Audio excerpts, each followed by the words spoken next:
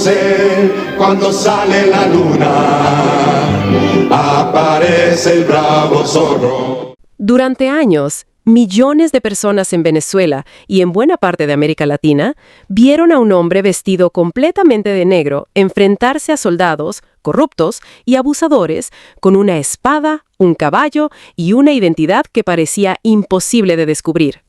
Para muchos venezolanos, el zorro no pertenece solamente a los años 50.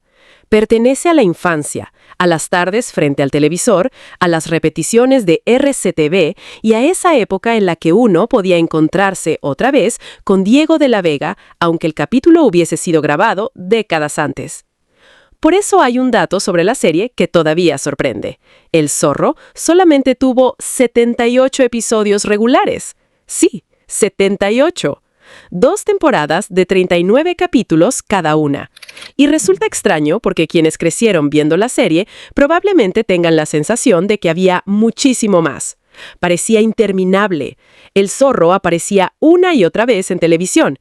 Entraba y salía de la programación. Regresaba años después y nuevas generaciones terminaban viendo exactamente las mismas aventuras sin darse cuenta de que aquella enorme historia televisiva había sido producida en apenas un par de años. En Venezuela ocurrió precisamente eso. La serie fue transmitida en distintas épocas por RCTV. ¿Pasa algo malo, sargento? No, don Diego, no. Pensando... Hay registros de que continuó emitiéndose en la televisión venezolana hasta entrado el siglo XXI. Algo extraordinario para una producción que había comenzado en Estados Unidos en 1957. Así que la pregunta tiene bastante sentido. Si el zorro era tan popular, si el personaje había conquistado al público y si todavía hoy seguimos hablando de él, ¿por qué una serie semejante terminó con solamente 78 capítulos? Lo primero que hay que aclarar es que el zorro no terminó porque nadie quisiera verlo. La primera temporada tuvo buenos resultados de audiencia en Estados Unidos y el personaje se convirtió rápidamente en un fenómeno. La serie comenzó el 10 de octubre de 1957 por ABC y Disney la describe como un éxito prácticamente inmediato. Los niños comenzaron a dibujar la famosa Z en cuadernos, paredes y cualquier superficie que encontraran. Guy Williams pasó de ser un actor que todavía estaba buscando un lugar importante en Hollywood a convertirse en el rostro de uno de los personajes más reconocibles de la televisión. Y la elección de Williams había sido fundamental. Su verdadero nombre era Armando Joseph Catalano. Había nacido en Nueva York en 1924 dentro de una familia de origen italiano, y antes de convertirse en actor, había trabajado como modelo. Era alto, tenía una presencia física muy particular, sabía manejar la espada y tenía exactamente esa mezcla que necesitaba el personaje. Podía parecer un elegante Diego de la Vega y segundos después convertirse en un héroe de aventuras creíble. Porque ese era uno de los grandes encantos de la serie. Diego no simplemente se colocaba un antifaz, construía una personalidad completamente distinta para que nadie sospechara de él.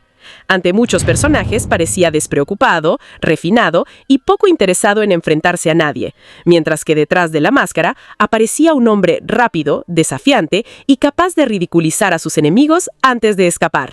Guy Williams entendió perfectamente ese juego y terminó haciéndose al personaje. El éxito fue tan fuerte que todavía hoy ocurre algo curioso. Hubo muchos zorros antes y después de él, pero para una enorme parte de Latinoamérica, cuando alguien menciona a El Zorro, la primera cara que aparece es la de Guy Williams. ¿Cómo se te ocurrió traerlo aquí? Cuida que esa caja de música siga sonando. Si despierta y se encuentra aquí, sabrá quién es el zorro. Eso hace todavía más extraño que la serie desapareciera tan pronto. La explicación está en una pelea que se produjo detrás de cámaras. Pero no hace falta convertir esto en una historia de abogados y contratos para entenderla. En términos sencillos, Disney producía El Zorro y ABC lo transmitía. La relación entre ambas compañías comenzó a deteriorarse y llegó un momento en que Disney quería tener mayor libertad para negociar sus programas, mientras ABC mantenía derechos que limitaban lo que podían hacer con ellos. El problema llegó a tal punto que en 1959 Disney terminó llevando la disputa a los tribunales. Una publicación de la industria de ese mismo año explicó que Disney acusaba a ABC de impedir que programas como El Zorro pudieran ofrecerse a otras estaciones, mientras la propia cadena había decidido no colocarlos en su programación de la siguiente temporada. Dicho de una forma mucho más sencilla, la serie tenía público, pero quienes controlaban su destino ya no estaban de acuerdo sobre qué hacer con ella. También había otro factor. El Zorro no era una producción especialmente barata para su época. Había escenarios grandes, caballos, vestuario, especialistas, numerosas secuencias de acción y un nivel de producción mucho mayor al de una comedia grabada prácticamente dentro de un estudio. Así que mientras el público veía al Zorro enfrentarse al Capitán Monasterio o escapar de los lanceros, detrás de las cámaras se estaba librando otra batalla mucho menos entretenida. Y esa terminó ganando.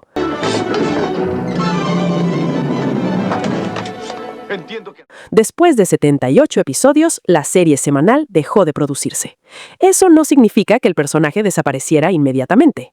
Guy Williams volvió a ponerse la máscara en 4 aventuras especiales de aproximadamente 1 hora emitidas entre 1960 y 1961.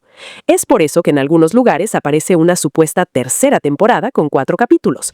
Técnicamente no fue una tercera temporada normal como las 2 primeras, sino 4 especiales realizados posteriormente. En total, por lo tanto, existen los 78 episodios regulares que todos conocemos y 4 especiales posteriores.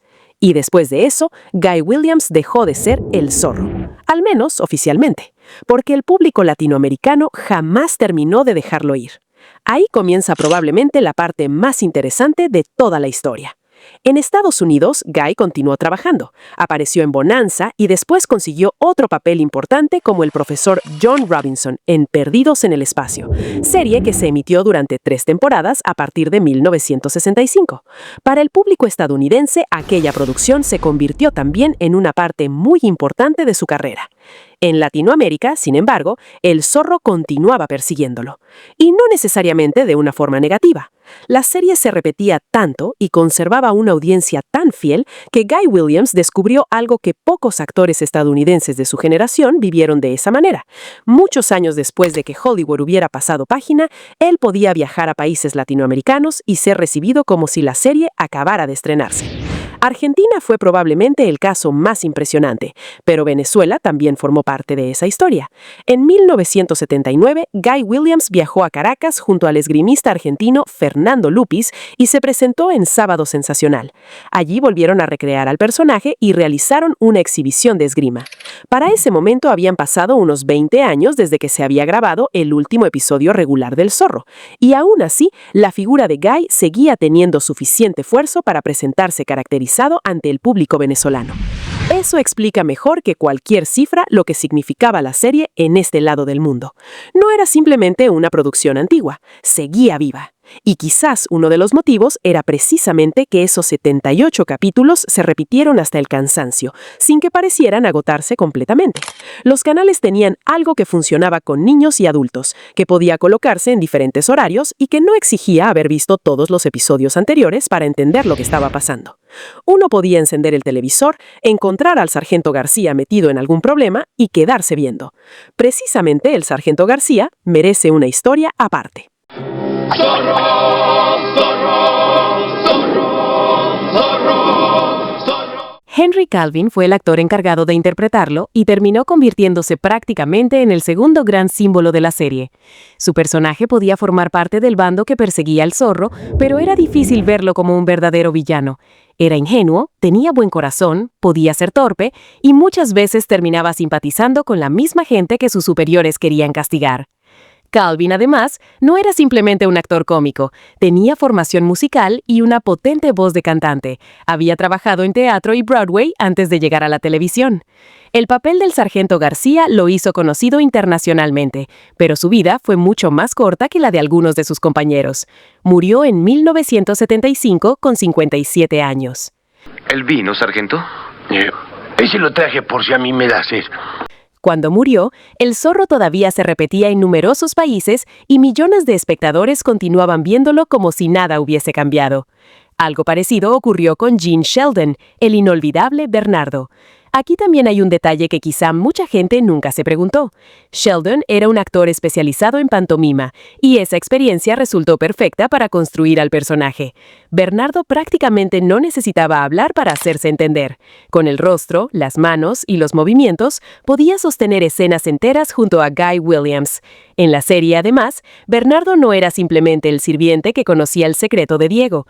Era cómplice, observador, espía y muchas veces la persona que permitía que el zorro estuviera un paso por delante de sus enemigos. Gene Sheldon murió en 1982 a los 74 años después de sufrir un ataque cardíaco. Luego estaba Don Alejandro de la Vega, interpretado por George J. Lewis, quien tenía una conexión bastante curiosa con el universo del zorro mucho antes de interpretar al padre de Diego. Lewis había nacido en Guadalajara, México, y trabajó durante décadas en Hollywood. Años antes de la serie de Disney, ya había participado en producciones relacionadas con el personaje, entre ellas Zorro's Black Whip, de 1944. Es decir, cuando terminó convertido en Don Alejandro, ya conocía bastante bien ese tipo de historias de aventuras. George J. Lewis fue además uno de los miembros principales del reparto que alcanzó una edad más avanzada. Murió en 1995, apenas 2 días antes de cumplir 92 años. Y tampoco se puede olvidar al Capitán Monasterio. Britt Lomond interpretó al que probablemente sea uno de los villanos más recordados de la primera etapa. Monasterio solamente aparece durante una parte de la primera temporada, pero dejó una impresión enorme porque fue el primer gran enemigo del zorro televisivo. Era arrogante, inteligente y lo suficientemente peligroso como para que la doble identidad de Diego realmente tuviera sentido. Una de las cosas interesantes de aquella serie es que varios de esos personajes estuvieron relativamente poco tiempo en pantalla y aún así quedaron instalados en la memoria del público gracias a las repeticiones. Eso distorsionó nuestra percepción de la duración. Alguien que vio El Zorro durante años en Venezuela podía perfectamente pensar que había cientos de episodios y decenas de temporadas. En realidad, los mismos bloques de historias regresaban una y otra vez.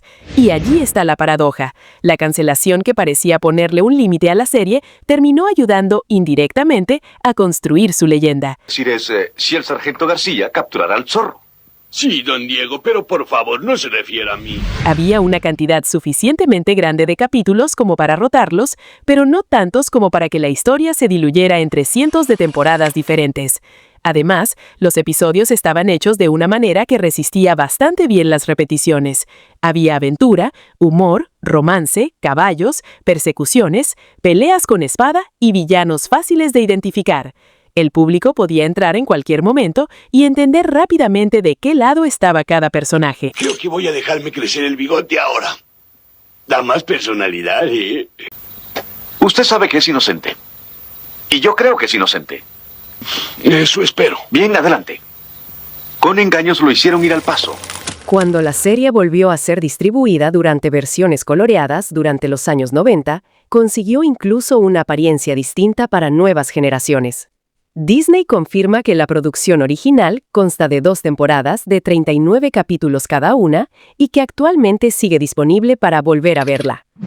Pero si hubo alguien cuya vida quedó completamente ligada a esos 78 episodios, fue Guy Williams. Después de Perdidos en el Espacio, su carrera como actor comenzó a disminuir y su relación con Argentina fue haciéndose cada vez más fuerte. Because you live here in Argentina now, ¿no? Sí. Vive en Argentina ahora. Sí, ida y vuelta. New York, Argentina, California, Argentina. Sí. Es siempre Argentina otra vez. Siempre Argentina. Sí, ¿Por qué sí. Argentina te tira tanto, Me gusta, Guy? me gusta. ¿Te gusta? Sí. ¿Pero qué conociste acá que te deja así tan, no sé, que te ata tanto a nuestro país? Porque todo el mundo siempre te asocia mucho con la Argentina. Empezó con asados. Empezó con los asados, claro. En 1973, viajó al país y descubrió que allí era una verdadera celebridad. El Zorro continuaba transmitiéndose y su popularidad era enorme. Williams regresó varias veces y terminó construyendo una vida lejos de Hollywood.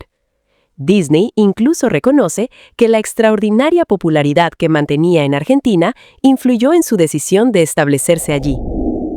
Con el tiempo, se convirtió casi en un vecino más de Buenos Aires. Frecuentaba lugares de Recoleta, se alejaba de las cámaras y disfrutaba de una vida bastante diferente a la imagen que uno podría esperar de una antigua estrella de Hollywood. Y aquí hay algo importante, porque durante años se contó su final de una manera excesivamente dramática. Se dijo que había muerto abandonado, deprimido y sin dinero. Guy Williams vivía solo en su departamento de Buenos Aires cuando murió, en 1989. Pero personas cercanas a él han rechazado posteriormente la versión de que estuviera completamente abandonado o arruinado. O mejor dicho, para todos nosotros, el Zorro murió aquí, en Buenos Aires, a los 75 años de edad. Nosotros estuvimos presentes en el velatorio del Zorro. Su pareja argentina de aquellos años, Araceli Lizazo, incluso contó recientemente que mantenían una relación y que tenían planes personales juntos. Lo confirmado es que Williams murió a los 65 años. La autopsia determinó que había sufrido un aneurisma cerebral y como vivía solo, pasaron varios días antes de que sus vecinos notaran que algo ocurría y avisaran a las autoridades. Su cuerpo fue encontrado aproximadamente 6 días después. Es una muerte triste, pero reducir toda su vida a «el zorro murió solo» termina siendo bastante injusto. Porque precisamente en Latinoamérica, Guy Williams había encontrado algo que muchos actores nunca consiguen: continuar siendo querido décadas después de su último gran papel. No necesitaba explicar quién había sido. La gente lo veía y sabía inmediatamente. Era el Zorro.